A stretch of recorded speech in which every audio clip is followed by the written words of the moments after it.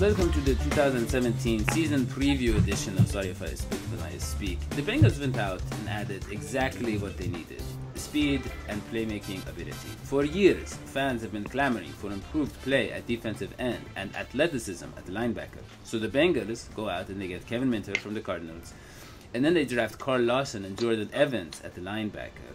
And they trade for Chris Smith at defensive end. And then they draft Jordan Willis. Talk about an upgrade. Almost all of those guys have shown flashes of greatness in the preseason. Lawson looked unblockable at times. Evans is constantly in the backfield.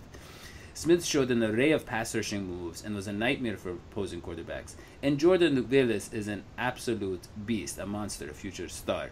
Which one of the new additions do you think is going to have the biggest impact in the coming year?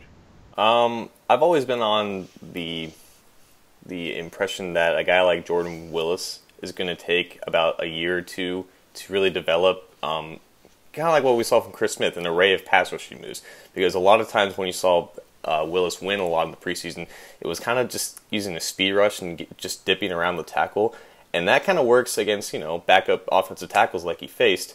But when he starts going up against, better competition as he gets rotated in at both right end and left end, he's kind of going to need some more ways to get to the quarterback. And that all comes from reps and development and whatnot. So I think he's going to have kind of an impact this year, but not a big impact. I think that's where Carl Lawson's going to come into play a little bit more this year, because he's a lot more refined as a pass rusher, even if he doesn't have that athletic giftedness that Willis does in comparison. But a guy that I'm really looking forward to is Chris Smith. I was so happy to see him make the roster over Gilberry and Clark and even Hardison in that sense.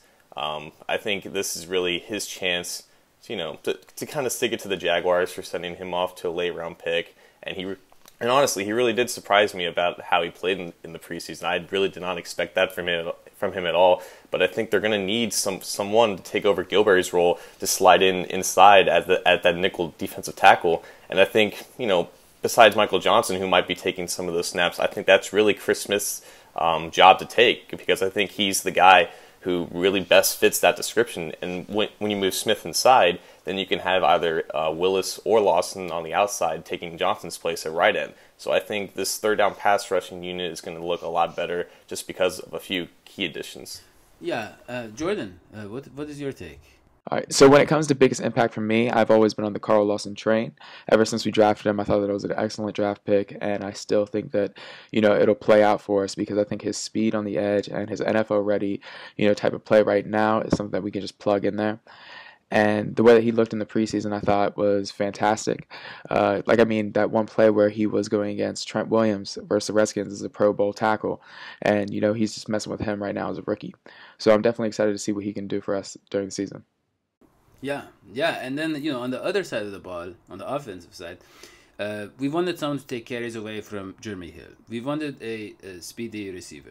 Jeremy Hill, he's been slow to hit his holes, and he's been overall indecisive and ineffective. Let's just be honest here. So we go out and get Joe Mixon, who has a rare blend of size and speed. I'm not going to say he's Bo Jackson level, okay, but the guy is extraordinary. It's something else to, people have been marveling at his footwork recently, and as Jordan has pointed out, his patience and his timing are just impeccable. And then, we needed a number two. We needed a real number two, and we get first-round pick John Ross. Now, we haven't seen a lot of him because he was recovering from, a shoulder injury. But what we did see definitely lived up to the hype. His burst in small windows and his juking ability were on full display on that 25-yard run. And yes, he went down with a knee sprain. But that doesn't necessarily mean the injury-prone label is accurate. It's not rare for guys who are held out of contact drills for a while to get hurt in their first game action. Is it my turn? Yeah. Oh, go ahead, yeah. Can I comment on your comments, Daddy-O? Because I think it is crystal clear, okay, that John Ross is at best a Tyler Eifert 2.0. The man has lots of promise, but he doesn't have the durability to use it. The only way Ross is going to do something for us is if they pull a RoboCop on his knees and make him into a cyborg, or pump him full of painkillers, or maybe some Viagra. People talked a lot and got excited a lot about the 4.22 that he did on the 40-yard dash. But the people forget is that on that very run, on that very achievement, Dadio, he strained his calves and he couldn't complete any other drills, and he couldn't even do another 40. So this is the problem. And no offense, but this is the problem with all you numbers guys. It's not about how you do in some silly Oji, dash. have you ever tried running a 40? You act like running a 40 is this easy thing. When have you ever run 40 yards? I've walked 40 yards. At the mall, I was buying my stepson a pair of jeans, and I walked 40 yards, and I did a good 40 minutes. But look, it's not about how you do in some silly dash, okay? This isn't Christmas. These guys aren't reindeer, Daddy-O. It's about the intangibles. That's what counts. You know, ask me why Marvin Jones was such a good match with Andy. Ask me. I don't know why. No one knows why. Well, but he was. And he was tough. And he never dropped the ball. I'd give 10 glass ballerinas like John Ross just to get one Marvin Jones back. I would. All right. Yeah, John, again, what offensive side of the ball, what do you think? Mixon, Ross, who do you see being the bigger playmaker this year? Well, I think Mixon's going to get more touches, and not just more touches, obviously, but just a bigger opportunity just in the early parts of the season. I still am not quite sure how those carries are going to be separated between the three running backs that they have. But obviously Ross's durability, it's kind of concerning, especially in the early parts. And you already kind of knew that he wasn't going to get a lot of targets out of the gate. They like the three guys that are ahead of him on the depth chart, but this injury kind of puts a further setback into that. But I think Ross's ceiling in terms of production is higher than Mixon's at this point, just because he provides something that they just don't have at the position, and he really opens up everything else on the offense, specifically in the passing game. But Mixon's definitely a safe bet to just produce right out of the gate, and I think both carry an equal amount of positive contribution in terms of bringing something that the team doesn't really have. I got nothing negative to say about Mixon, by the way, Daddy-O, since you asked. Got nothing negative to say about the guy, except for the fact that I have a feeling he won't be with us very long. Anybody on our team who's good, I mean, when our team, and I know we haven't gotten to the offensive line yet, but I must say this, I cannot contain it anymore, Daddy-O. When our management did nothing, when Whitman and Zeitler left, even though they knew they were throwing away the season, you got to know these guys don't care. You just got to know. I've been covering this. I've been covering Marvin Lewis now for weeks. Have you guys been following my Coach Talk? The translation. It's a great show. Great article I post online. It's great. I've been following Marvin Lewis now for weeks. And the one conclusion I've come to is that the man just, he knows what he's doing. He's got his mindset on stuff, and he doesn't get. So if I don't know if we're going to keep Mixon. I think he's great. I'm glad we'll have him for this year. I don't see Mixon as the Bengal in the future. I'm surprised we have AJ Green. This is the new additions. This is the new additions segment. So we're talking about the new people, and you're already talking about them being gone. Yes.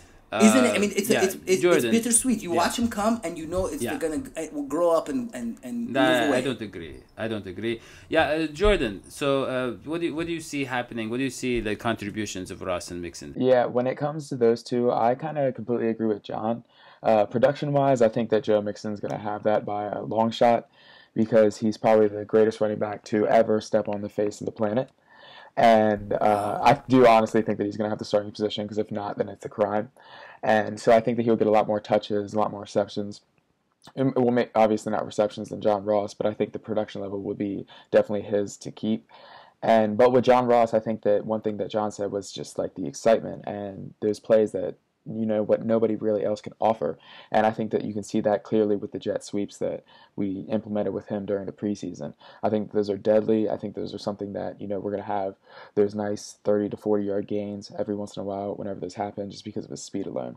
I think what Jordan said really hits something about what this team is and what the perception of what this team wants to be, especially with Marvin Lewis's whole comments on this year being different. This year they're going to do separate things. I think if Mixon doesn't start, it is a crime, because he is the best player. And if they're if they're building this offseason around doing things different and making competition matter, then Mixon is clearly the best running back on the roster. And it wouldn't be likely based off the history of Marvin Lewis's tenure to have a rookie running back start week 1. But if this year is really different and he's really playing on a lame duck contract, I don't see a reason why he isn't the one taking the most touches in the first week. Well, John, baby, John, listen. I don't want to jump the gun here, But I mean, if you say he's the best running back on the roster, they won't start the best quarterback on the roster. I mean, I'm jumping the gun. We're going to talk about this later. Let's go. But they've had him the best quarterback on the roster for years. Then But with Mixon, I don't think he had fumbling problems in the past. But that fumble, those are the type of things that I still see Hill being the starter at least for the first few games. Hill has nothing to say. Hill threw away our chance at being playoff champs with his fumble. The man can say nothing. Right. The man. You know what's funny about that fumble is I saw him do the same thing in the preseason, Joe Mixon. And it was like the same exact situation. And I actually saw that same situation with Jeremy Hill his rookie year. He fumbled in the preseason as well, the same way, and he fumbled the first game. So but he didn't. Jeremy Hill didn't get a lot of the carries until later in the season. Remember? Yeah, it was. That's true. It was Gio who was the starter. Yeah, that's true. Right. Now, Daddy and I want to take just a second here to tell you, our fans, about a very important cause, maybe the most important cause of our era. Well, there is Hurricane Harvey going on right now. Well, yeah, but I mean, come on. These are puppets. Now, fans, as you know, we started from humble beginnings. I grew up poor, and Daddy-O grew up short. But in addition to that, we started as orange crayon sketches Daddy-O made in a notebook he bought for an ESL class at Santa Monica College. Needless to say, he failed the course, but that's partly because he had his eyes on a much bigger prize, yes, making the greatest channel dedicated to the Cincinnati Bengals ever. And he did it with appearances from Cincinnati Bengals like Andrew Billings, Marcus Hardison, Jeff Driscoll, and the greatest analysts on the internet. I'm talking about your John Sheeran, I'm talking about your Jordan Harris, and your Joe Goodberry. But sometimes, fans, the greatest just ain't good enough. That doesn't make any... Yeah, well, it does. I mean, Daddy-O's drawings have been great, but they were never meant to be a permanent solution, never. Pencil scribbles aren't as vibrant and real life as something three-dimensional. It means we can't do live interviews, we have to make fewer videos because, you can't really do much with these pictures. Puppets would change all that. It would be a new show, one that you, the Bengals, and our biggest fan, Andy Dalton, deserve. Wait, he's a fan? Yeah, he's a huge fan. He even has a hoodie t-shirt that he wears during practice. But look, we decided to investigate some cheaper options online. The ladies in my village, they even offered to make sock puppets, but that won't do, will it? We wanted to do justice to our colorful personalities, Daddy-O and mine, as well as, of course, our physical charms. Let's face it, we're handsome guys.